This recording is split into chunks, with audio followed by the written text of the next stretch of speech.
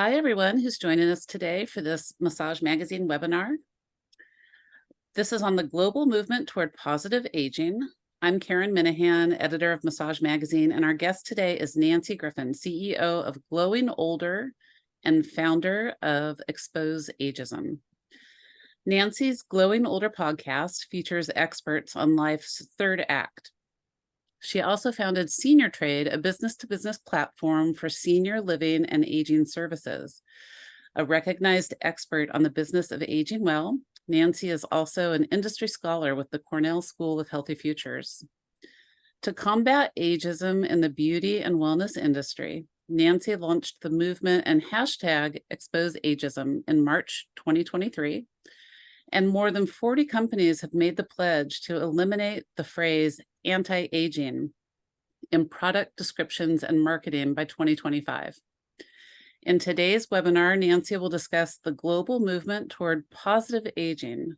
Participants will learn why the promotion of youth culture is rampant in wellness, how massage therapists can help change the narrative around aging, and practical strategies to attract the growing market of older adults. So if you have any questions for Nancy, feel free to type those into the chat. And I wanted to remind you that all of today's registrants will also be emailed a recording of today's webinar. Welcome, Nancy. Thank you so much, Karen. I'm so pleased to be here today with everyone in the massage industry. And I appreciate all the support that Massage Magazine has given us for Expose Ageism. You massage therapists really get the changing of the narrative around aging. So let's dig in. I'll just give you some really brief background about myself. I was in the wellness and spa industry for 30 years. I started at Cornell Hotel School in the mid-90s studying the spa industry. There was about 50 spas back then. There's more than 22,000, as you may know today. And in March 2020, I lost most of my business because of COVID. So I had a lot of time. My grandfather had helped found a life plan community for older adults outside of Baltimore. So both my grandparents had aged out there, and I'd also always been fascinated with what happens when you age. So I started a podcast called Glowing Older. We have 15 seasons under our belt and 150 episodes. I founded seniortrade.com, which is a B2B platform. And then as you heard from Karen, I founded Expose Ageism based on the 150 interviews that I did. Ageism was a topic that came up again and again as being a real detriment to aging well. And I looked back at the spa industry and wellness industry that I was involved in and said, hey, we can do better. So I'm going to talk a little bit about that later. But what we'll cover today is how to target the 50 plus market, and what are the things that we need to think about, the shifting demographics. Obviously, ageism is something that is really near and dear to my heart that we need to talk about. Why it's important to promote positive aging in your business and your personal life. How to overcome ageism. And then we'll dig into how to attract the 50 plus market. I'm sure that as you look at your clientele, you're thinking more and more, how can I get more older adults in? Moving wellness from me to we is something that we talk a lot about in the older adult industry.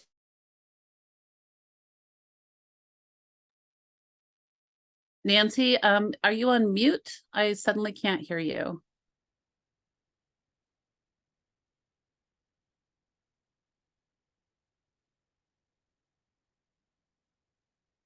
I can't hear you. Matt, can you hear Nancy? I can't hear Nancy. You cannot? I cannot. Okay. So why don't you go ahead and see what you can do about your volume there. And I will just mention again that Nancy today is going to cover the importance of the shifting demographic. I mean, a lot of baby boomers are getting older and older. I'm a baby boomer. I'm almost 60. Nancy is as well. And, everyone is aging.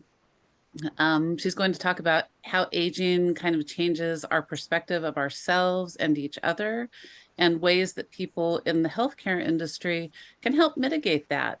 You know, there's a lot of unconscious bias around aging, just as there is on other things that we imagine make us different from each other. She's going to talk about some of the proven antidotes to attitudes around aging as well. And she explores a lot of these things in her exposeageism.com page, where anyone can sign up to take the pledge to help eradicate the term anti-aging in their marketing and wellness communications. Yeah, Nancy, we still can't hear you. So what you could do is, you know, you could always restart your computer and come back in. A lot of times that works for me. And no worries, you know, we'll have technical difficulties sometime. So Massage Magazine joined the the Expose Ageism initiative back in, I think it was April of 2023. And so we've taken the pledge to not use the term anti-aging in any of our marketing or other types of communication. Massage Magazine Insurance Plus joined the pledge as well. Hi, I see that you're back. And if you would like to say something now. Yes, we can. Hi, welcome back. Oh, goodness, I am so sorry about that. I have no idea what happened. It happens to everybody. It's the age of Zoom, no worries. So I was just kind of talking about the Expose Ageism initiative, and I know that you can jump back in on that page. Oh gosh, well, I am so sorry, everyone. Can you hear me now? Yes, ma'am. Okay. Thank well, you. Let me know if I go out again. So we're going to go into talking about why it's important to attract the 65 plus market. So 1 in 5 Americans will be over the age of 65 by 2040. And the number of Americans over 65 will more than double in the next 40 years. So clearly, it's super important to think about older adults and why we should target them. A few of the global aging trends is that we're living longer. And as a result, we have a lot more time to think about our health span as it relates to our lifespan. There's fewer family and caregivers. And so a lot of people are extending themselves by being family caregivers, and oftentimes at their own expense. Ageism is a huge trend that we're going to get into. There's more people living alone and more people living with chronic conditions. So let's talk about some of the challenges. And obviously, the biggest one that comes up is the idea of ageism. And really, what we're talking about now is that people over 50 hold 70% of all the personal wealth in the United States. But the majority of older consumers are not depicted well in the media. And AARP found they're 7 times more likely to be portrayed negatively as younger ones. So there's a heavy stereotype against older adults. And so I think this really stems down to ageism. So we're going to dig into ageism and why it's so detrimental. So let me define ageism. So ageism is really stereotypes and discrimination against older adults. And this is a definition from the World Health Organization. The World Health Organization has a huge campaign against ageism globally. I can share that link with you at the end, but basically you can Google World Health Organization and ageism and find out what they're doing to overcome it. And I'm going to refer to this several times during the presentation. So why is ageism so detrimental? So it causes earlier death. There's a book by Becca Levy from Yale University called Breaking the Age Code. I'll show it to you right here, just in the screen, my screen. And Yale University did a study that ageism takes 7.5 years off your life. And it increases risky behavior. So if you don't think, if you buy into this myth that aging is just inevitable decline, then you're not going to treat yourself as well. You're not going to eat as well. You may drink or smoke. And it also erodes the solidarity between generations. And we'll get into talking about how multi-generational interaction is so crucial to overcoming ageism. So there's also some hard costs associated with ageism, that there's been a lot of research around this. So obviously I mentioned the health impact. It creates stress, which contributes to many types of health outcomes, which cost the US and our world a lot of dollars, hard dollars. And healthcare costs are associated with $63 billion annually. The Yale study finds the health costs associated with ageism are significant. And bias against older workers. I know that many of you on this call are probably over the age of 40 at least. I know there's a site called Spa Space that has a lot of massage therapists that are participating in that. And the average age of their massage therapist is 43. So I think there's a lot of people that are having careers in massage therapy. And you don't want to be discriminated against. And ageism is a big reason why. So just this number from AARP puts it into perspective, $150 billion a year due to age discrimination in this country. So obviously it's important to address ageism. And really for me, it's like, if we talk about wellness, which we all do in the massage therapy industry, in the spa industry, it really is anti-wellness. So if it takes 7.5 years off your life and reduces your quality of life, increases your risky behaviors, and negatively influences your relationships between the generations, then clearly it's anti-wellness. So that's really why I started Expose Ageism, was I couldn't fathom that we as an industry were promoting these negative perceptions of aging and this youth culture that is so discriminatory. So I'll dig into that a little bit later. I also wanted to address this, and I don't want this to discourage you from marketing to the 60+ market. But in my research about massage in older adults, I found this statistic from AMTA that only 1 in 10 people over 65 has had a massage, compared to 21% of the general population. And I think there's several reasons for this. One of the reasons is we're still on the cusp of baby boomers infiltrating the older adult market. And I think baby boomers, anecdotally, baby boomers are interested in wellness and everything to do with wellness. But that older generation really doesn't get, I think, the benefits of massage. I have a friend that works, that was a spa director and now works in senior living. And he says even wealthy older adults that have 2 homes and a lot of discretionary income will say, oh, I had a massage once for a special occasion, or I, don't feel like it's really part of my overall health plan. And I think that's going to change. And we're going to talk about some of the ways that you can get over those types of philosophies about why it's not important. Because clearly we all know, I get a massage every other week as part of my overall health plan. We all know how important massage therapy is to overall health. So we'll get into some of the solutions on this as we move forward. Does anyone have any questions at this point, Karen, before we move on to some solutions?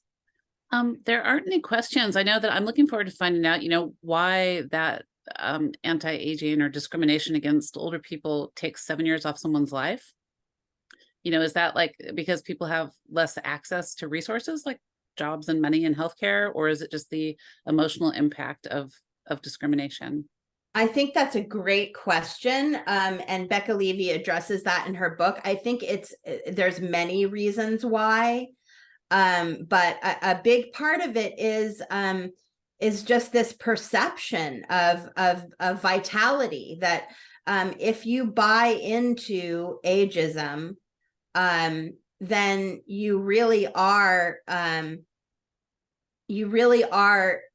thinking of yourself as being someone who is on a path to inevitable decline.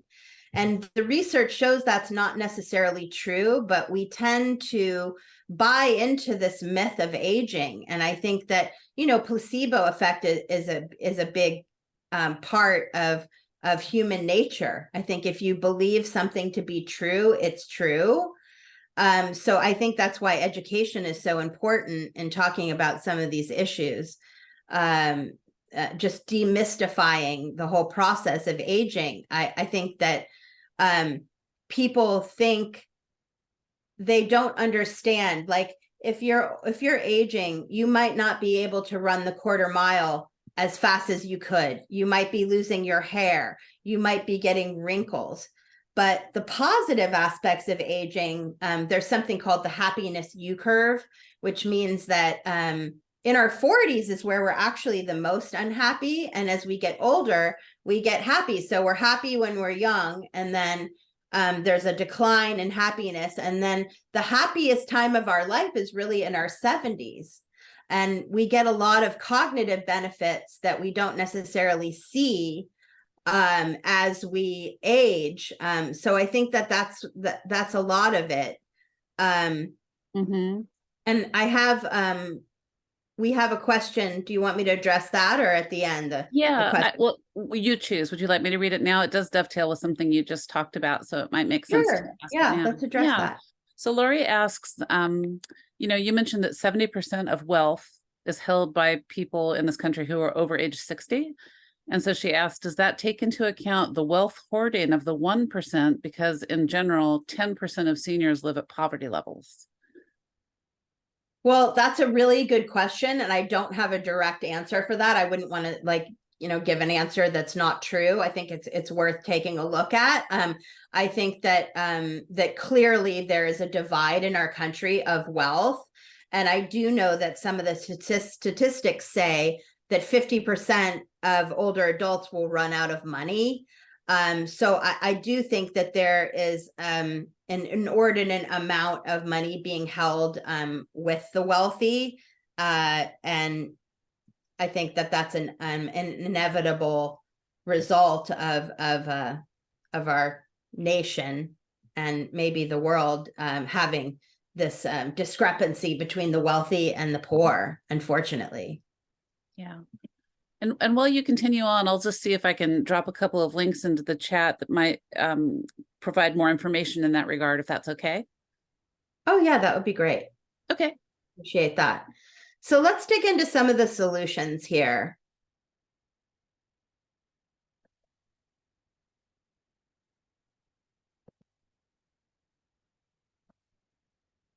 So when it comes to ageism, the best thing that you can do to overcome it is start with yourself. I love this quote from Ashton Applewhite. I highly recommend her book, This Chair Rocks, a Manifesto Against Ageism. She's sort of our guru when it comes to information on ageism, and there's a wealth of information in her book. But it's really prejudice against your own self, your future self. And one of the ways that you can really overcome.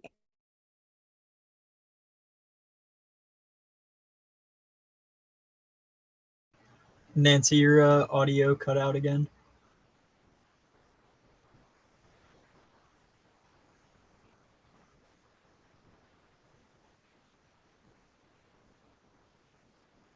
So while Nancy's working on her audio, she's mentioning that really starting with yourself regarding your own attitude about aging and what you think about aging is really important, especially with the health ramifications. None of us want to assume that we're just going to decline as we get older, even if we do notice that there's wrinkles or gray hair. and how important it is to notice ageism, just like any other ism in our society. You know, ageism is something that creates an us or them sort of attitude among us. It's something that diminishes our regard for other people if we think that people are lesser than because they're older. And again, you know, when we turn that on ourselves, it diminishes our experience of our own life. So Nancy, why don't you say something and we'll see if your audio is working. It's not. Yeah, we can't hear you.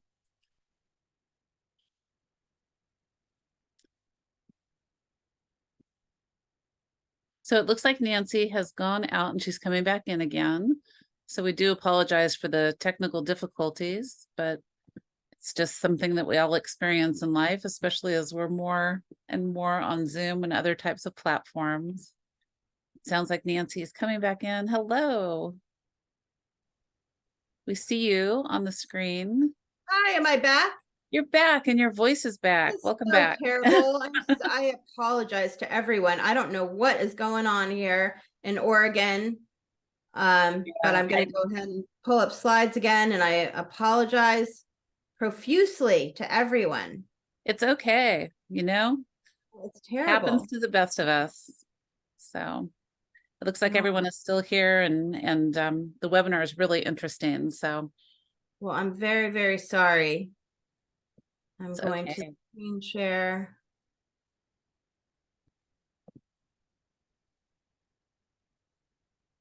So can we see my screen again? We see you, but we don't see your screen being shared. Okay, hang on. It's hard to get a little bit discombobulated with all this. I apologize. Yeah, so your screen share is back up now. Okay, well, then I have to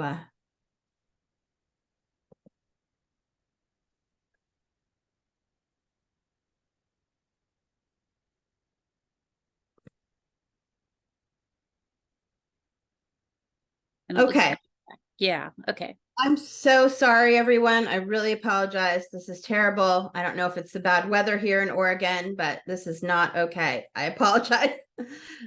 So yeah, back to this. We all have unconscious bias. So it starts with ourselves and looking inward.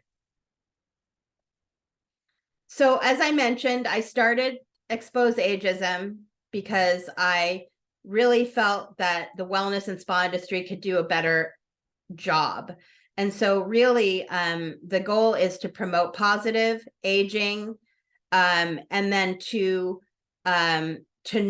include ageism in your DEI policy, your diversity, equity, inclusion policies, and then to take a pledge to eliminate the phrase anti-aging by 2025. Can you all still hear me? Yes. Good. Sorry about that. So yeah, to date, Karen mentioned we have 40 companies that have signed up to take the pledge. I will say the massage industry has been very open to accepting this, whereas the skincare industry has been a little less interested in eliminating the phrase anti-aging. I think that that they hang their hat so much on correcting and defying and promoting youth at all purposes, whereas the massage people are really about health and wellness.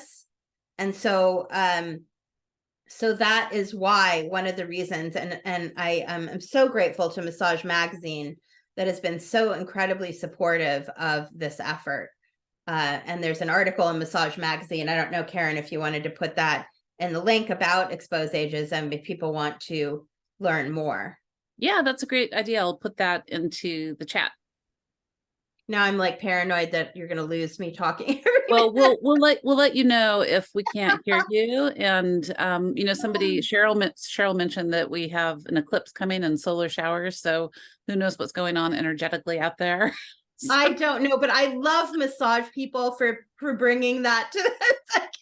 That's why I'm I just love massage therapists so much. They're so great. Anyway, So these are some strategies from the World Health Organization to reduce ageism.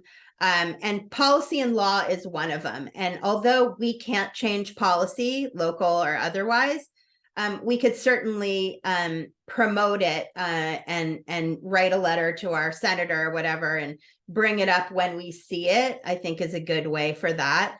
Education is one of the best ways. We actually, Glowing Older, we're doing some events at some country clubs and spas that we call Better with Age, where we talk about things that get better with age, which are wine, cheese, and then we add information about aging well to try to debunk some of these myths about aging that are so intrusive in our culture. And then intergenerational interventions are so important. Cross-generational friendships combat social isolation and aging. So maybe some of the things that you can do is, if you are an older adult massage therapist, is you could mentor some younger people, and vice versa. If you're younger, you could reach out to some older adults in massage therapy and get together and talk about how to promote to older adults and share some stories about your struggles, because ageism actually goes both ways. I mentioned prejudice and discrimination, and younger people can sometimes be discriminated against as well for not having enough knowledge, or I don't know if you're a younger person, had clients that are like, you're not experienced enough and you don't have enough knowledge about the different treatments and modalities. So I highly suggest that you reach out to people from different generations. There's a company called Generations Over Dinner, and they host dinners where you have people from 4 different generations, and then you have some prompting questions. So you can look up Generations Over Dinner if you want to talk about getting a dinner party together for that. So as I mentioned, that 7.5 years get taken off your life for negative perceptions of aging. The other side of that, our positive perceptions of aging can add 7.5 years to your life. And I know you mentioned in one of the previous questions why that is the case, and I don't know why exactly. There's many reasons, and it's a complex issue. But as I mentioned, all those things that take away from your quality of life, that also, if you have positive perceptions of aging, you have a better quality of life. And one of the things that we talk about all the time that you might have been hearing about is that the youngest generation, that 1 and 2 will live over 100 years old. But it's like, who wants to live decades longer without what we call health span? So I think the goal is to match health span to lifespan. So what we want is to have everyone get a massage so that they can live better longer. That's my goal. So moving wellness from me to we, this is an expression from a man named Dr. Bill Thomas, who's written 12 books and is an expert. He's a geriatrician and an expert on aging well. So I think one of the things that you should think about as a massage therapist is how can you move your wellness approach outside of the 4 walls of your treatment room. And one of the best ways to do that is through education and also interaction client to client. So if you work in a private practice where you only have a treatment room available to you, maybe you plan a walk with your clients and let them interact with each other. But as Dr. Bill Thomas says, aging is a team sport. And I think that there's been a lot of talk in the spa industry about moving wellness out of the 4 walls of the treatment room. And obviously retail is another way. I know that massage therapists are not really into promoting products and pushing products on their client. But if you could have an educational event where you let people talk to each other about the products. Also, another thing is self-massage, that you may want to do some education on how can I massage my partner or do some self-massage to carry over in between my treatments. So I think there's different ways, but I think that moving wellness outside of the treatment room is something that every massage therapist should be thinking about in their marketing approach. And one of the reasons for that is this epidemic of loneliness and social isolation. I don't know if any of you have seen the report from the Surgeon General on his advisory against loneliness and the importance of social connection and community. So, in his report, he talks about how loneliness has a health impact similar to smoking 15 cigarettes a day and increases premature aging. And social isolation and loneliness can increase all kinds of different chronic conditions, from heart disease to obesity, anxiety, depression, and even dementia. And lonely people are 50% more likely to die prematurely. And then, as I mentioned in the global aging trends, is we've got a whole nation of caregivers. Rosalind Carter, Jimmy Carter's wife, has a quote about how you'll either be a caregiver, need a caregiver, or be a future caregiver. But this whole crisis of family caregivers are especially prevalent in what we call the sandwich generation, which has also been called the panini generation, because you're getting squished. So I think that there are statistics that say that caregivers are often extremely lonely and isolated. So massage therapy is a great anecdote. I talk a little bit later about some of the benefits of massage therapy that you can share with your clients. But I would think about this client to client interaction, whether it's a walk or an educational event or a meal, or some way to let your clients interact with each other. I think it's a new way of thinking about your practice. I think most people think about marketing and they think about how do I get people into my treatment room? But I think that there's a certain loyalty in combating this social isolation with community, wherever that may be, whether it's in the park or whether it's a restaurant. I think it's something to think about, only because it's an epidemic in our country and globally. So how to market to older adults? I've been a marketing person for 30 years, and I've done a lot of thinking about this. I love this picture of this woman because, as you know, in the spa industry, we have so many pictures of 20-somethings with cucumbers over their eyes and the turban on the head. They think there's very standard images. So a few things that you can take a look at are the language that you're using when you reach out to your clients and the images that you're using. A lot of stock websites are getting better images. I would say that the pool of images, especially stock images for older adults, has not been great, but I think there's more of a focus on getting better images. So also looking at your website. I don't know how many of you have websites, but making sure that there's an actual ADA compliant website process where you can make sure that people can read your website, that it's friendly to people with eyesight that's not as great as younger people.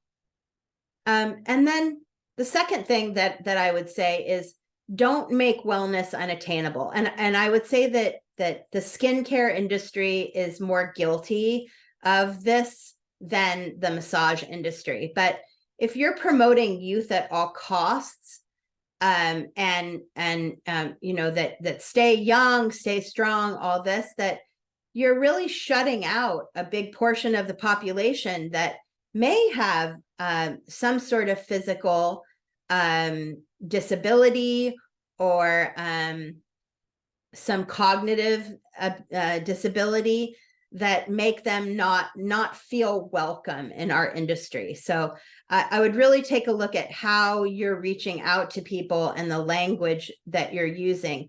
Along with that, make sure that your table is comfortable and that you have, I'm sure most of you have the right bolsters and all that kind of things that you use in the treatment room. But people change when they get older. Their skin changes. And interestingly, in the spa industry, we talk a lot about body treatments and how much product you use. And I was recently working with a client that said, well, we have a little container that we use for this serum that we are going to use in our body treatment. And I brought up, well, you know, people's skin changes as they get old. They lose elastin and collagen. And what might be an appropriate amount of product for a 25-year-old might not cut it for a 55-year-old. So I think that just thinking about older bodies, how people might change, is it accessible to get on your table? Do you have stairs? You know, those kind of things. If you want to reach the 55, 65 plus market, these are some sort of your considerations. In relation to how to market, we have marketed a lot in this country and probably globally. I'm not exactly sure, but I would say probably globally, based on age and generations. And if you looked at a lot of surveys, one of the things that really bugs me is you'll see a lot of people say, here's the age groups, and then there's the 65 plus age group. Well, the reality is, as people get older, they get less homogeneous. They become more individualistic. And a 55-year-old could be at the same point as an 85-year-old. So I really think that you should relate to your clients based on stages of life, their values, their goals, and their interests. And there's a lot of talk with Ashton Applewhite and Tracy Gendron, Becca Levy, all these ageism experts, that marketing to generations is a really bad way to market. So how can you look at your clients in a different way based on these things, on values and goals and interests? That's going to be crucial. And so along that lines, marketing for massage therapy based on conditions, I think is a really great way to market. As we get older, some things change and they're normal. Aches and pains are normal. A change in sleep patterns are normal. So you might want to think about marketing for for pain, or for sleeping, or for energy, for different conditions. So the second thing on this slide is about personalized programs. Customization is really big. So I know most of you are thinking along the lines of, how can I create an experience for my clients? I had someone talk the other day about how they got a treatment, and they said 2 or 3 things that were bothering them. They had some Achilles pain, Achilles heel pain, and my shoulders, this and that. And I think that you really want to listen and have an intake where you're addressing each person's personal needs.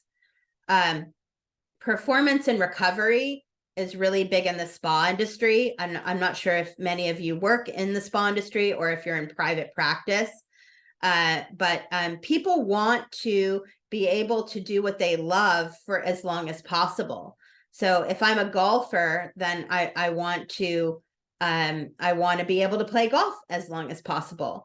And recovery, I'm sure that you've all heard about a lot of, there's salt therapy, there's cryotherapy, there's flotation tanks, all these kind of things that relate to recovery. So you may want to think about partnering with other organizations that offer some of these, whether it's a cryotherapy wellness center or some other things. It's like, how can you combine different modalities in addition to massage therapy to market to this, I want to play tennis or golf as long as possible. Stress management. As we all know, stress contributes to a lot of chronic disease. And mindfulness is a great way to overcome.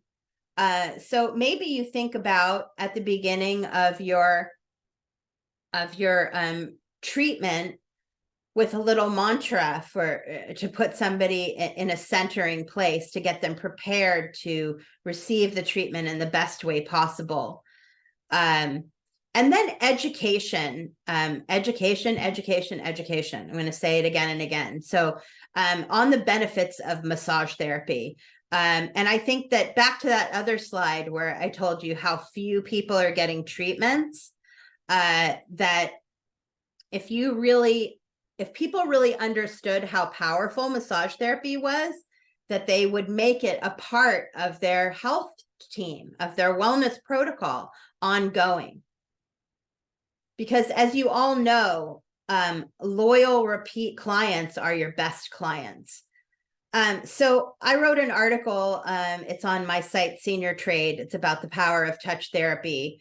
And I interviewed the Touch Therapy Institute. I'm sure you're familiar with that. They've done so many different studies that massage really improves every single chronic condition, every health benefit you can possibly think of is a benefit for getting a massage. But the AMTA reports that nearly 50% of all massages were health and wellness related. So that's great news. People aren't getting a massage for their birthday or because they're on vacation. I think more and more people are thinking about massage therapy as an important part of their overall health.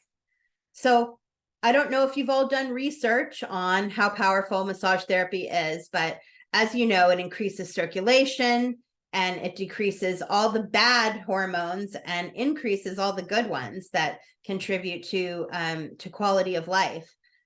So it improves your immune system, it reduces stress. From a mental health perspective, so many people, especially post-COVID, are suffering with different types of mental health conditions. And they might not know that massage has been proven to lessen depression and anxiety. And as I mentioned, reduce stress, improves your sleep. And mentioning the social aspect again, one of the most powerful things is touch from another human being. And Tiffany Fields from the Touch Institute talks about how, especially in the United States, we're a touch deprived nation. We don't touch each other nearly as much as other countries like France. And just getting touched by someone, and then of course touched in such a professional and powerful way, is really important, especially post-COVID. One of the things that's so frustrating to me in researching senior living communities is that people will get their hair done all the time and their nails done, but they won't get regular massage. There's a company that does salon and wellness services that does that's done like 2 million treatments, and most of them are hair cuts and styling, but like less than 0.5% are massage. And he says, oh, people don't want it. And I think people don't want it oftentimes because there's a certain amount of fear. As you know, there's always that fear of taking off your clothes and getting on a table in the unknown. So I think the more that we can educate people on the power of touch, the more that people will realize that it needs to be an integral part of their overall wellness program. Chair massage is something that I'll mention too as being powerful, and getting out into the community, that's changing that wellness from me to we. If you're looking for more clients, you might just want to get out there and start touching people outside of the treatment room. I think that might be one of the best ways. I remember going to a Zumba conference with one of my clients a decade ago and taking our lotion around and just starting to touch people, and the power of that. So the last thing that I'm going to mention before we get into the Q&A part is your own personal plan for aging well. So whether you're, even if you're in your 20s, 30s, 40s, and you haven't really gotten into thinking about aging, thinking about what matters most to you, what we call, the Japanese call ikigai, which is that which gets you up for breakfast. If you can start planning for what you want as you get older, you have a much better chance of getting it. So I highly suggest that you all just start thinking. Glowing Older, our website, has a free 30-minute consultation. We also have a white paper there on how to have difficult conversations with aging loved ones, because many of you on this call might be part of that sandwich generation where you are feeling squished, if you were panini generation, and you're looking at being a caregiver or are currently being a caregiver. So it's really about what we call home, health, and heart, which is thinking about where you want to live, how you want to live, and what matters most to you. So I'll leave you with that thought, and I would love to get into this quote that about life plans, that they're living documents that change over time, and only you can decide the next chapter of your life and how you will get there. Wellness is not and has never been an accident. I love that. So plan to have the most healthy, long, happy life that you can. And I just want to thank you all for being part of improving quality of life for everyone, including older adults. Thank you, Nancy. This has been fascinating and wonderful information. We do have some questions that have come in chat and email. And one of them, can you hear me right now? I can, thank goodness. Just checking.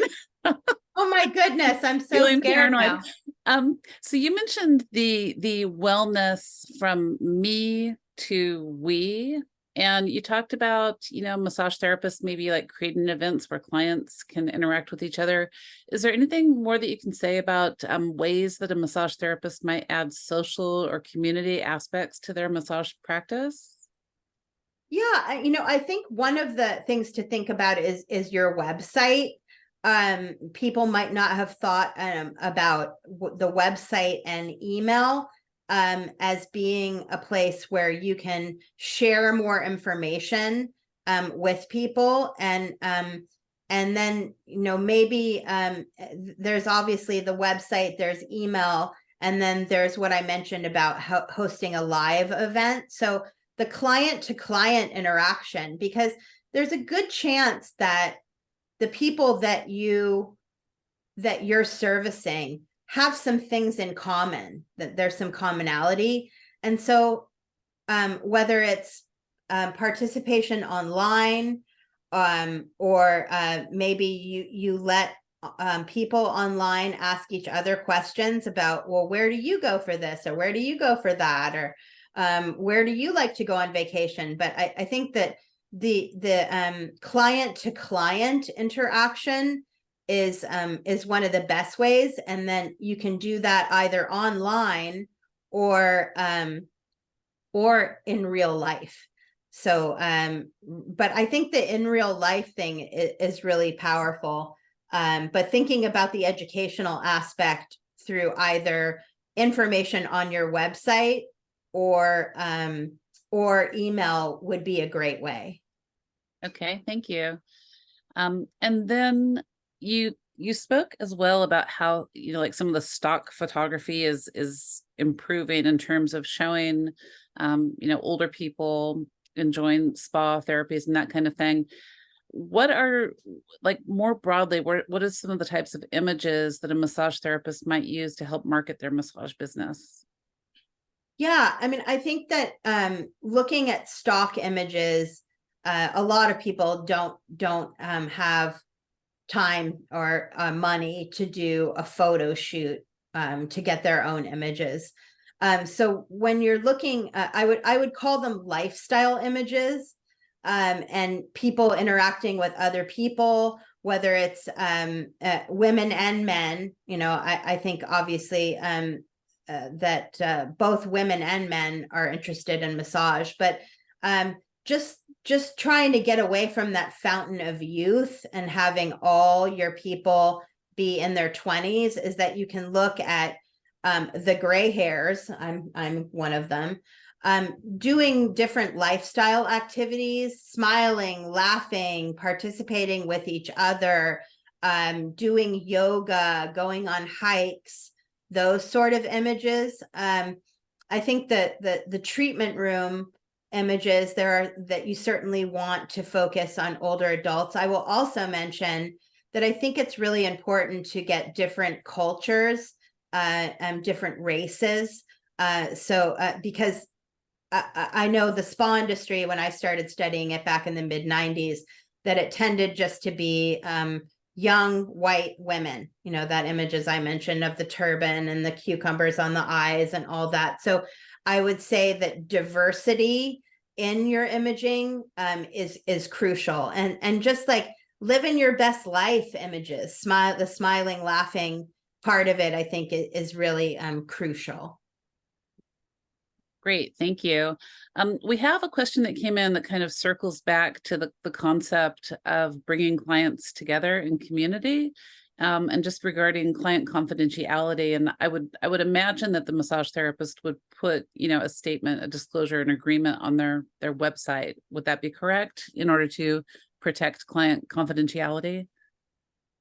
Well, I don't think you're disclosing any of your clients' private information. I think you're giving them the opportunity to share what they want to share.